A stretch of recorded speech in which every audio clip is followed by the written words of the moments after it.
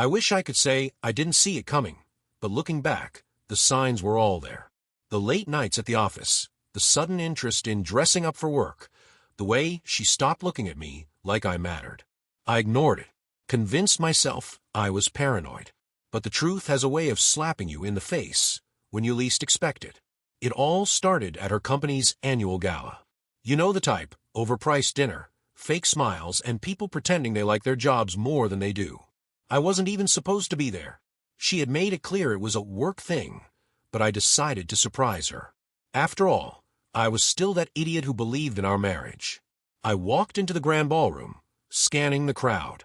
My wife, Emily, stood near the dance floor in a sleek black dress that I had never seen before. Jason, her boss, was standing too close. Way too close. His hand rested on the small of her back as they laughed at something, their heads tilted toward each other like they were sharing secrets. Something in my gut twisted.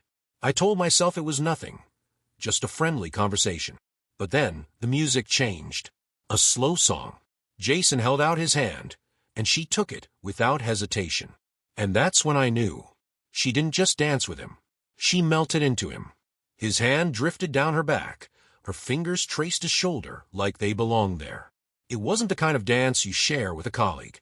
It was intimate, practiced. It was everything I had feared.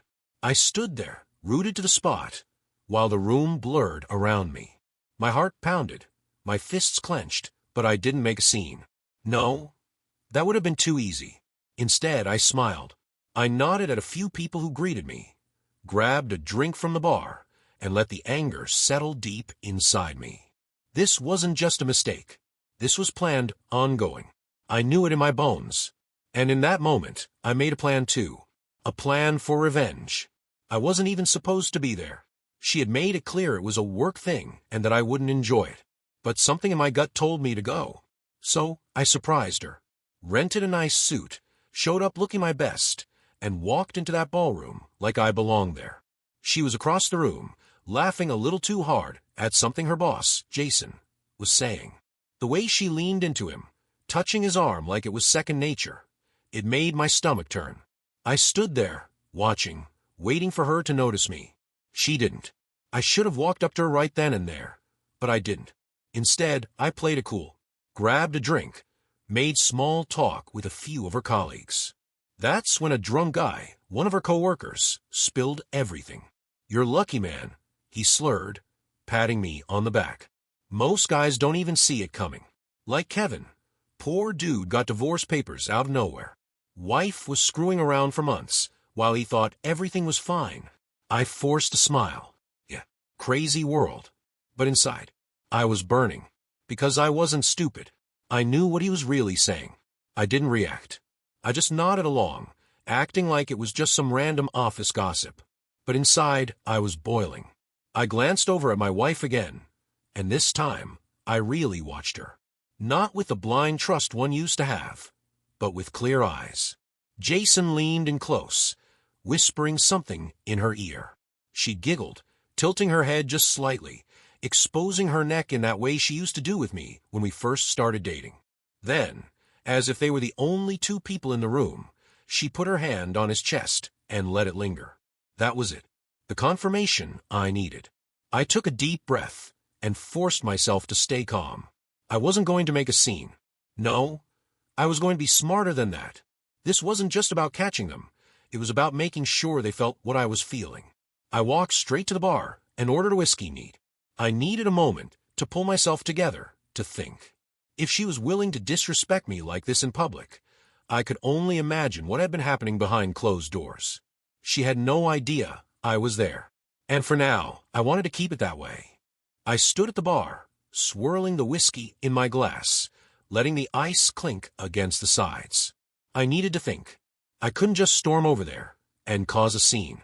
That's what guys do when they let their emotions take over. And that's not who I was going to be. Not for her. Not for him. Instead, I watched, observed. I wanted to see just how deep this ran. Was it just a flirtation?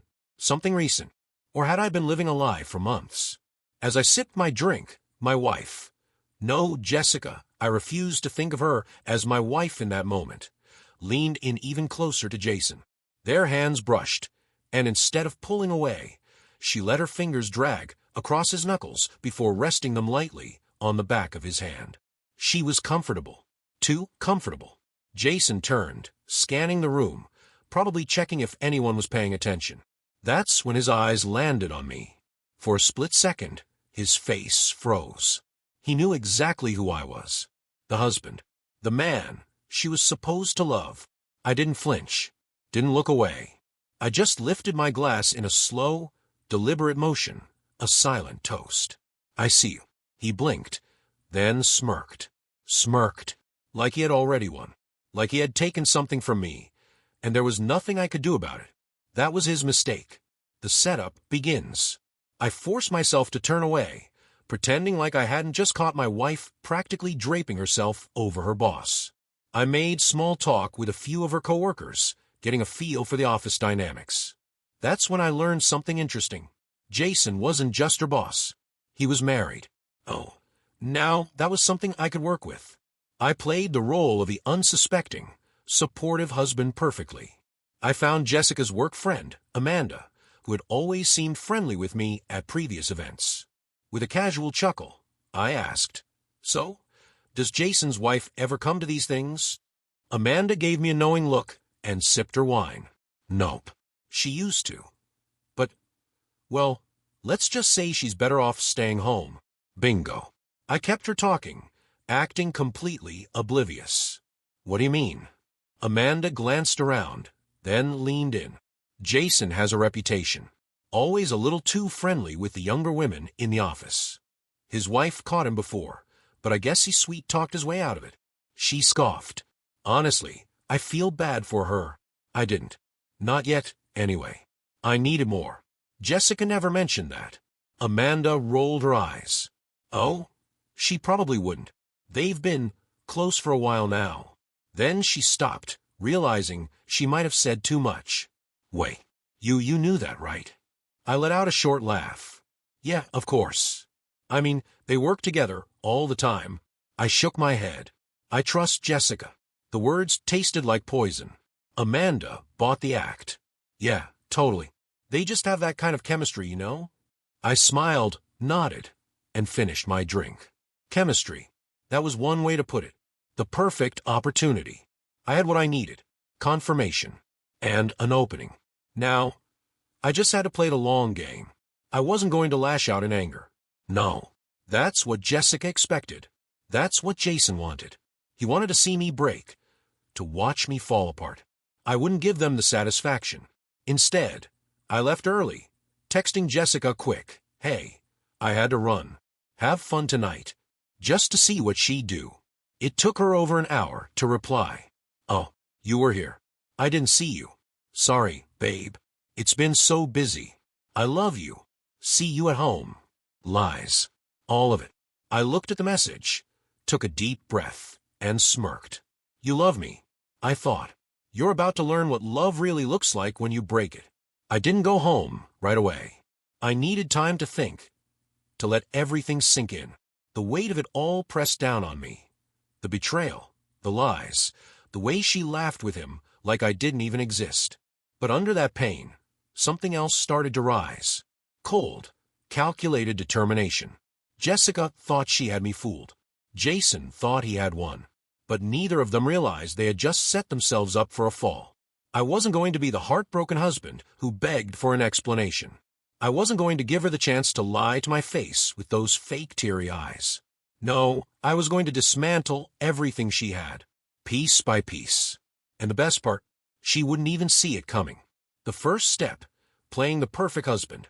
When I finally got home, Jessica was already in bed, pretending to be asleep. I stood in the doorway for a long moment, watching her. She wasn't fooling me. I knew she was awake. Her breathing was just a little too controlled. I could have confronted her right then and there, demanded answers. But that would have been too easy, too fast, and I wanted this to last. So instead, I walked over, leaned down, and kissed her lightly on the forehead.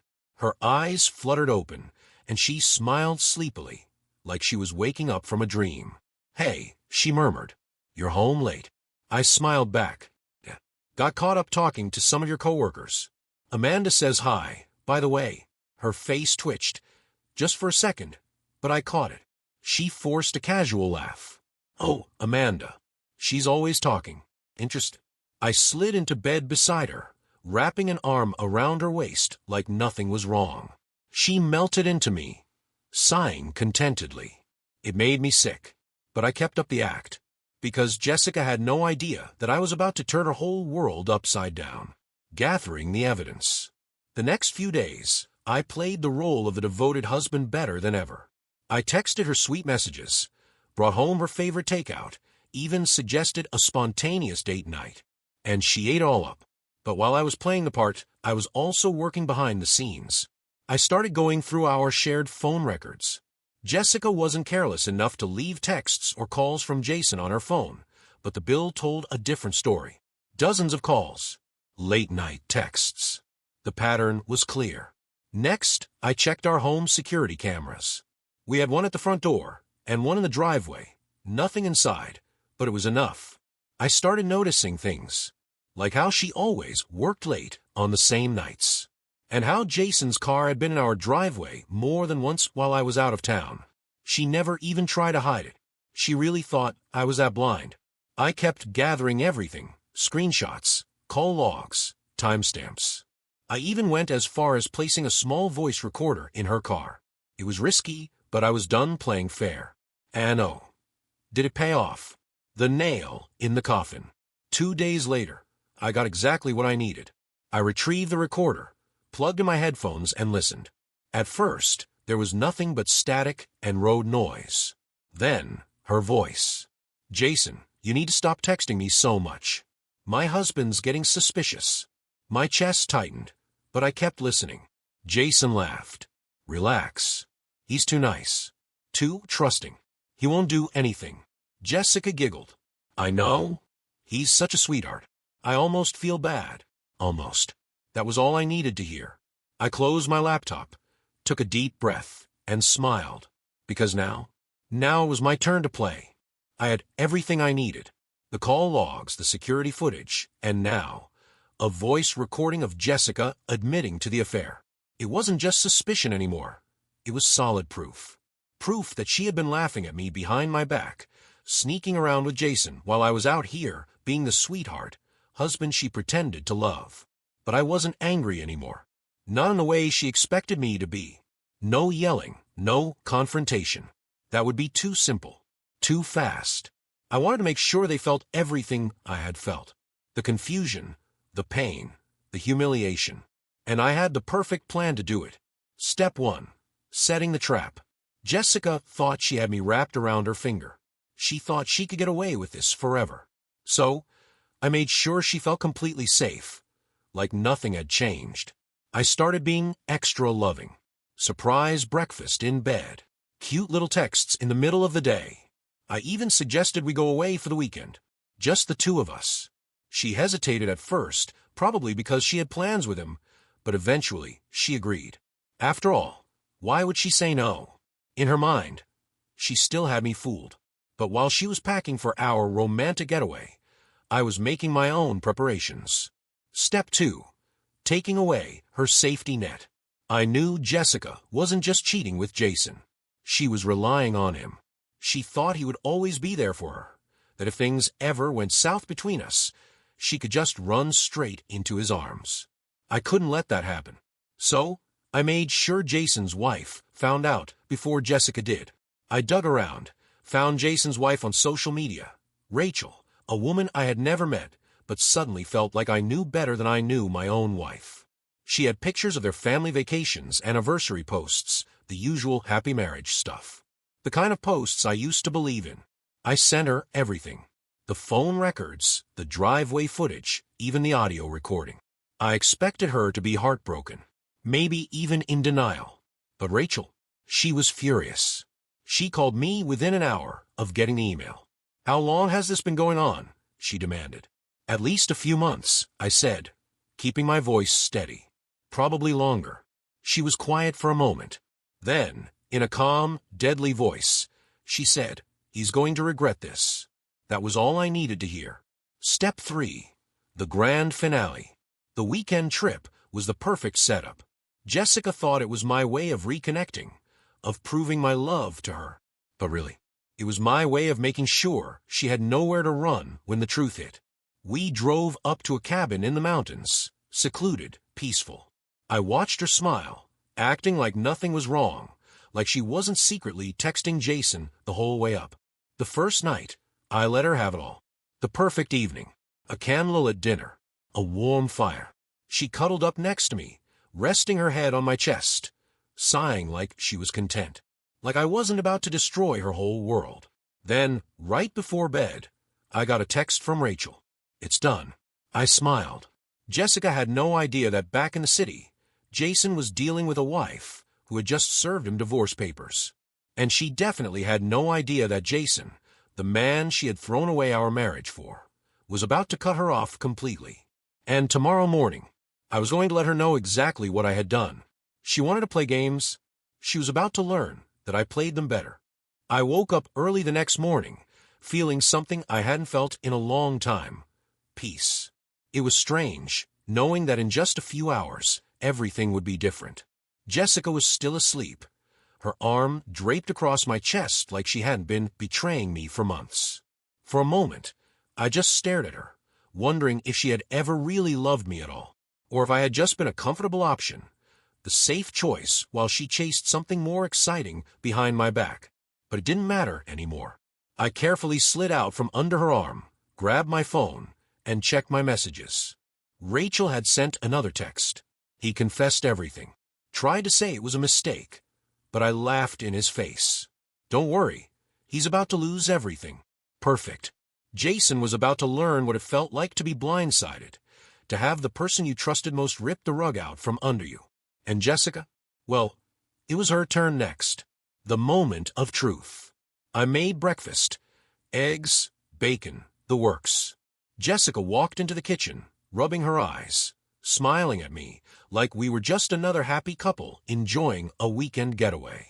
Morning, she said, stretching. Something smells amazing. I smiled back, handing her a plate.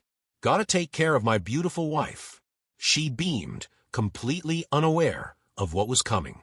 We ate in silence for a while, the only sound being the crackling of the fireplace and the occasional clink of silverware against the plates. Then, casually, I asked, "Hey, have you talked to Jason today?" Her fork froze midway to her mouth.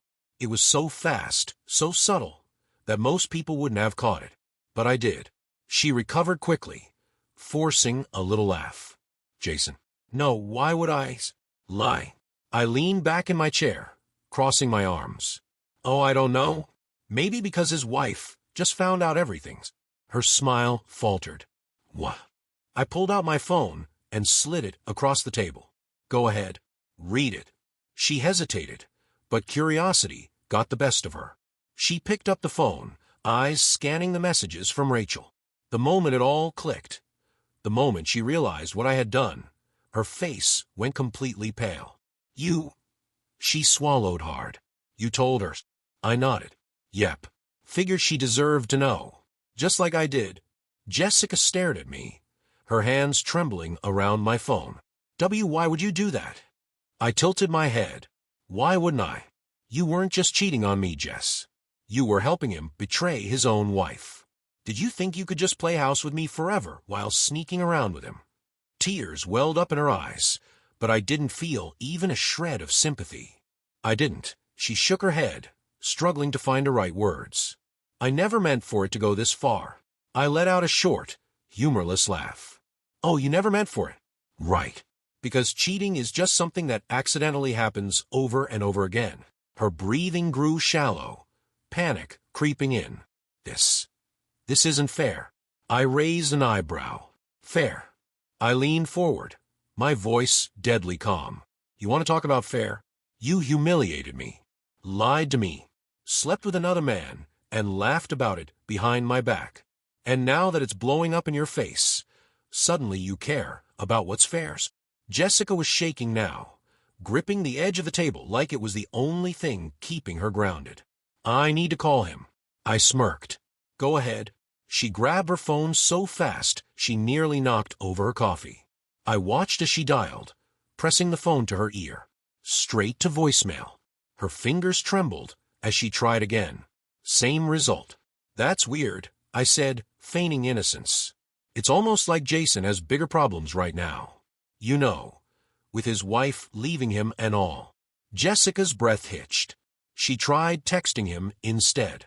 I could see the desperation in her eyes, the way she was starting to realize she was completely alone in this. Then, her phone buzzed. A message from Jason. Can't talk. Everything is messed up. Don't contact me again. She let out a small, choked gasp. And just like that, the foundation of her little affair came crumbling down. The breakdown. Jessica's hands covered her mouth as tears spilled down her cheeks. No. I just sat there, watching. She looked up at me, her face crumbling.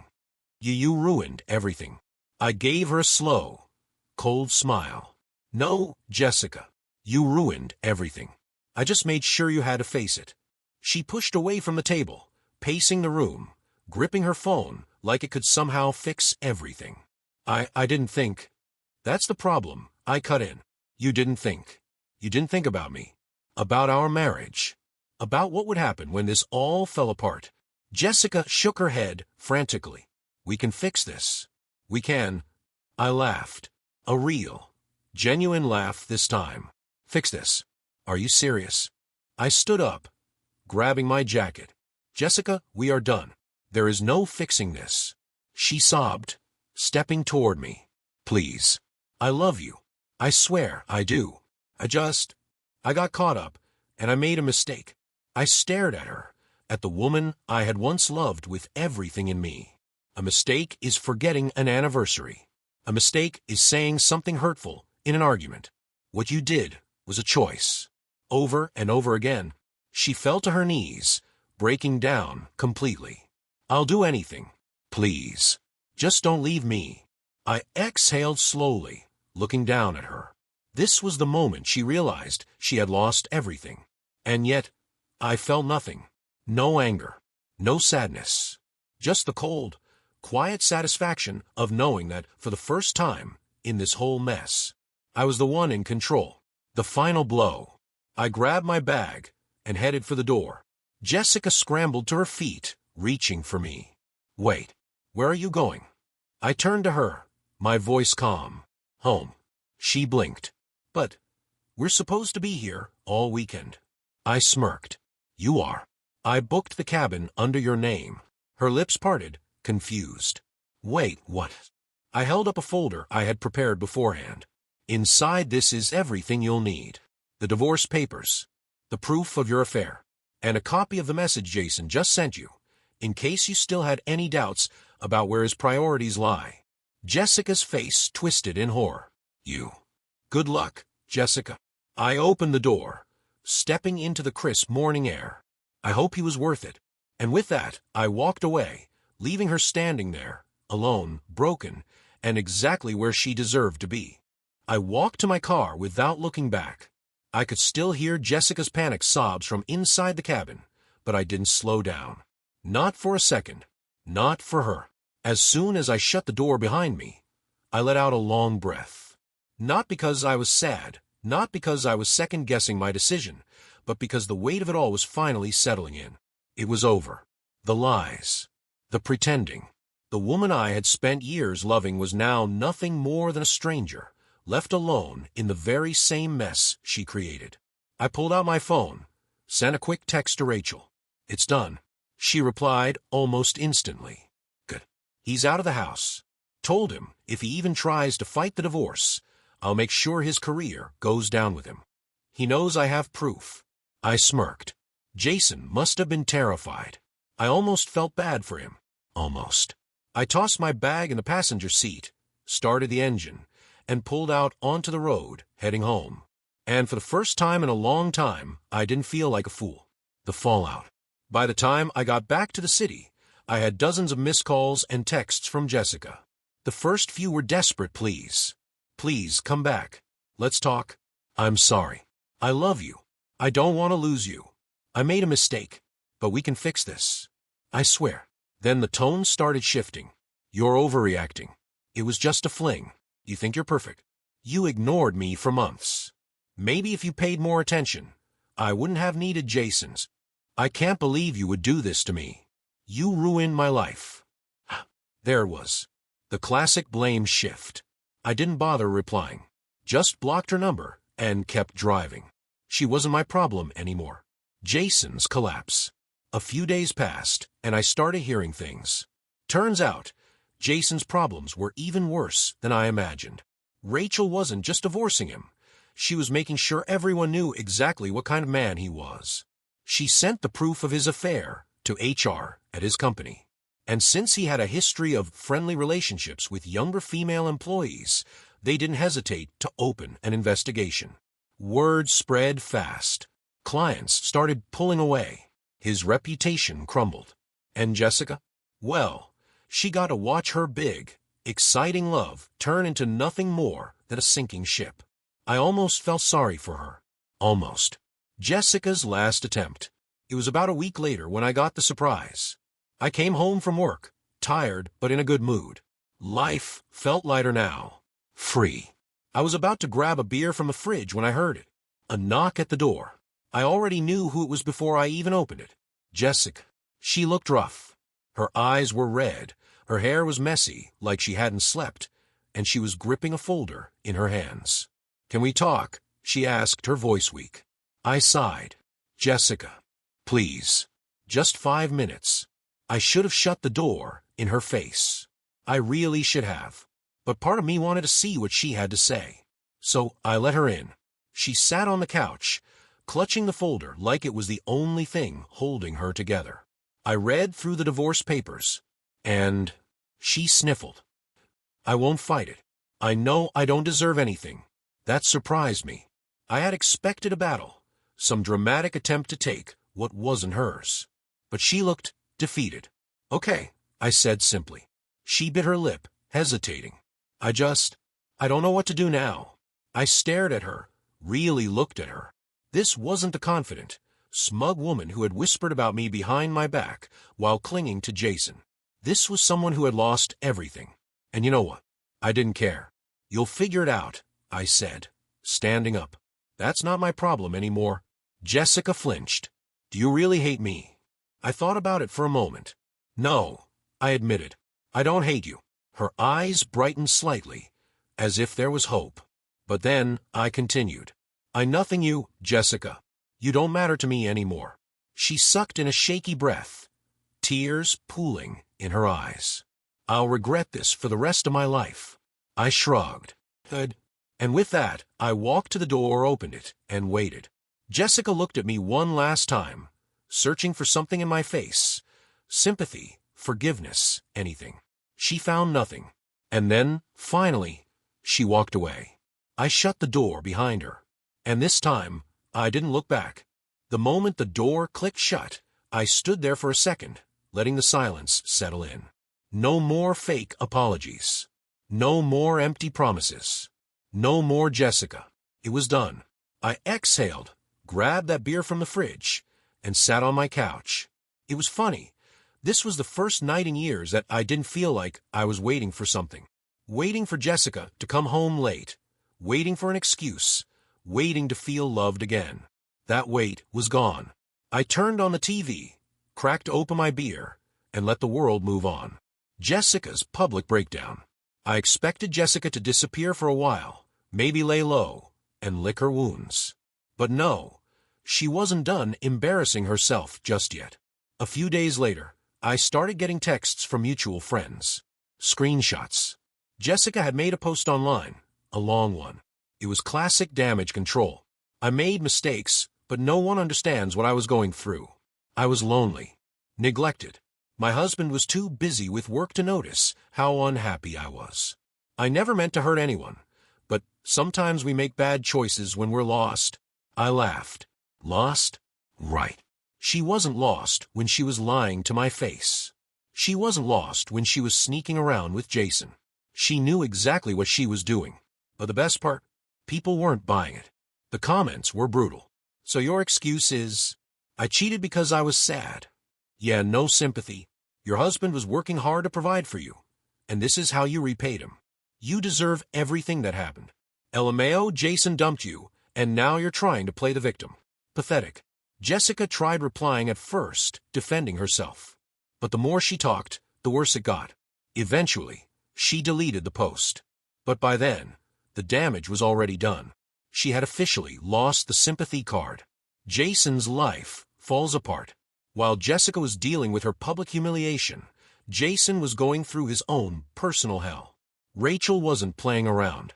She went for everything. She took the house. She took the car. She even took half of his retirement savings. And the best part, his company fired him.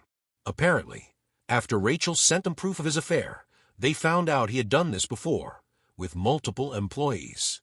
HR launched an investigation, and rather than deal with a lawsuit, they cut him loose.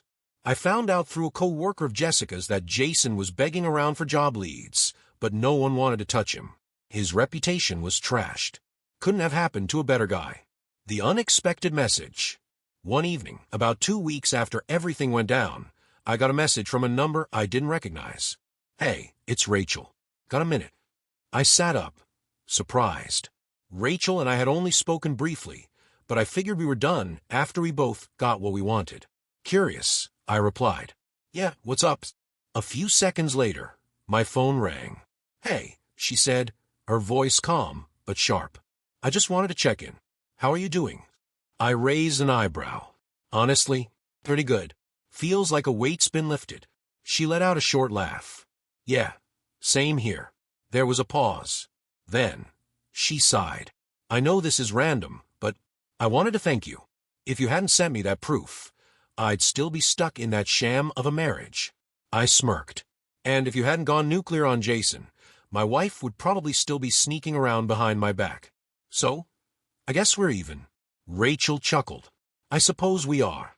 Another pause. Then, a hint of amusement in her voice. She asked, you ever think about revenge dating? Just to really piss them off. I laughed. Tempting. But honestly, I think I'm just enjoying the quiet for now. Smart choice, she agreed. Well, if you ever change your mind, let me know. With that, we said our goodbyes and hung up. I sat there for a moment, shaking my head with a smirk. Jessica was a liar. Jason was a fraud. But Rachel, she might actually be interesting. Life started feeling normal again. Better, even. No more anxiety, no more wondering. Just peace. Jessica tried reaching out a few more times, through email, fake numbers, even mutual friends. But I shut it down every time. She wasn't my problem anymore. One day, I got coffee with an old friend who had heard about everything. After catching up, he shook his head and said, Man, I bet she regrets everything now. I smirked. That's the best part. She did. And there was nothing she could do about it. A few weeks passed, and Jessica finally seemed to get the message. No more texts. No more attempts to reach me. Just silence. It was exactly what I wanted. Then one afternoon, I ran into Amanda, her co-worker, the one who had unknowingly confirmed my suspicions at the gala. She looked surprised to see me. Hey, wow. How are you holding up? I shrugged. Better than ever. Amanda hesitated, then sighed. Jessica quit her job. I raised an eyebrow. Really? Yeah, she said. After everything with Jason, it got awkward. People started talking. She couldn't handle it. I took a sip of my coffee, letting that sink in. Jessica had lost everything. Her husband, her affair partner, her reputation, and now, even her job. She had wanted excitement, adventure, something new. Now, she had nothing. I just smiled. Sounds like she finally faced the consequences. Amanda gave me a knowing look. Yeah, she did. And for the first time in a long time, I felt completely, truly free. Jessica might have been out of my life, but her mess wasn't done following her. A mutual friend, Mark, reached out to me one evening. Dude, you won't believe this, he said, barely holding back a laugh. Oh, I bet I will, I replied. She tried getting back with Jason. I almost dropped my drink. You're kidding. Nope. She showed up at his place after he lost his job. Guess she thought they could be together for real now? I chuckled. And and he slammed the door in her face. Told her she was just a fun distraction and that he never actually wanted to leave his wife for her. I couldn't help but laugh. Jessica had burned her entire life to the ground for Jason, only to find out she was never his priority. Karma had a funny way of working things out. After hearing about Jessica's failed attempt to crawl back to Jason, I figured that was the last I'd hear of her. But I was wrong. One night, I was out grabbing dinner when my phone buzzed. Unknown number. I hesitated, then answered. Hello. Silence. Then a quiet, shaky voice. It's me, Jessica. I sighed. What do you want? She took a deep breath. I don't know what to do. I lost everything. I didn't say anything. What was there to say? She sniffled. I was stupid. I threw away the best thing in my life. And for what? Jason never cared about me. My friends don't want anything to do with me. I'm completely alone. I leaned against my car, shaking my head. And that's my problem, how? She let out a broken laugh. I deserve that. Yes, you do. A long pause. Then, barely above a whisper, do you ever think we could fix this? I almost felt sorry for her. Almost. But I remembered every lie. Every time she looked me in the eye and pretended I was the only one. I exhaled slowly. No, Jessica. We can't. Silence. Then a soft, resigned, okay? She hung up. And just like that, I knew. I was finally done with her. For good. After that call, I expected Jessica to try again. To send some long, emotional email or beg for another chance. But she didn't. She finally got it. I moved on. Focused on myself. Started going to the gym more, picking up old hobbies I had neglected. And for the first time in years, I felt good. Then one evening, I got a text from Rachel. Drinks. I think we've earned it. I smirked. Maybe it was time to celebrate a little. I met Rachel at a quiet bar downtown. She was already there, sipping on a cocktail when I walked in. She looked up, smirked, and raised her glass. To freedom, she said. I chuckled, clinking my drink against hers. To freedom. We talked about everything and nothing. About how our exes had destroyed themselves, about how strangely peaceful life felt now. At one point, she tilted her head and studied me. So, what's next for you? I thought about it for a moment, then smiled. Anything I want. Rachel grinned. Good answer. And as we sat there, laughing over drinks, I realized something. Jessica and Jason had lost everything. But me, I had won.